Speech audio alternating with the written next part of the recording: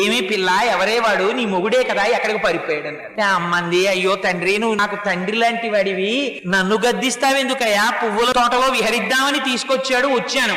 ఆయన ఎక్కడికి పారిపోయాడో నేనెక్కడ చెప్పగలనండి. ఆయన ఎక్కడ ఉంటాడన్నారు. ఎక్కడుంటాడంటే ఏం చెప్పని, కొండలంతా ఉంటాడు, ప్రపంచమంతా ఉంటాడు. ఎంత గడుసుగా మాట్లాడేవే పిల్ల, అంతటా ఉంటాడా? కానీ మీ ఆయన్ని చూపించలేవా? ఎక్కడికి పోతాడు?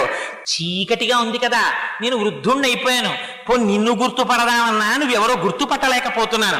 అందుకని నిన్ను ఈ సంపంగి చెట్టు కట్టేస్తానని మొలకున్న ఉత్తరీయం తీసి ఉత్తరీయం వేసి కట్టేశారు. ఆయన కట్టేస్తే పాపం తల్లి రాత్రంతా సంపంగి చెట్టుకి కట్టుబడిపోయి ఉండిపోయిందండి. ఏమా తల్లి కర్మ, ఆ తల్లి కనుబొమ్మ కదిలితే ఐశ్వర్యం వస్తుంది. అటువంటి తల్లిని ఉత్తరీయంతో కట్టేశారు అనంతాచార్య వారు. కట్టేస్తే తెల్లవారిపోయింది, గుడి తలుపులు తెరిచారు. తెరిచి లోపలికి వెళ్లేసరికి స్వర్ణ లక్ష్మి కనపడలేదు. కనపడకపోతే అర్చకులు తెల్లబోయారు. వెంకటేశ్వర స్వామి వారు చెప్పారు, పాపం అర్చకుల్ని నిర్బంధించి కొట్టబోయారు. కొట్టబోతే అప్పుడు ఆలయ అధికారులకి చెప్పారు, అర్చకుల తప్పు లేదు, అనంతాచార్యులు కట్టేశాడు, వెళ్ళి అమ్మవారిని తీసుకురండి అన్నాడు. అంటే ఎలా తీసుకురావాలి? కన్యాదానం చేయడానికి పిల్లని తీసుకొచ్చినట్టు తీసుకురావాలి, అనంతాచార్యులు అలా తీసుకురామనండి అన్నారు. అందుకని 8 ఏళ్ల పిల్లగా మారిపోయింది. సంకనెత్తుకుని వచ్చారు అనంతాచార్యులు వారు.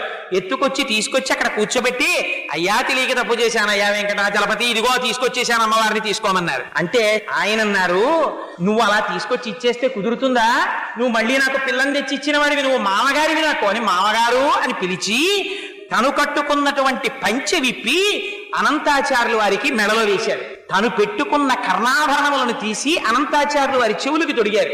తన మెడలో వేసుకున్నటువంటి హారములు తీసి అనంతాచార్యులు వారి మెడలో వేశారు. అదిగో ఆ అనంతాచార్యుల వారంటే అంత పరమపావనమై ఆయనతో సాంగత్యమును అనుభవించిన వారు.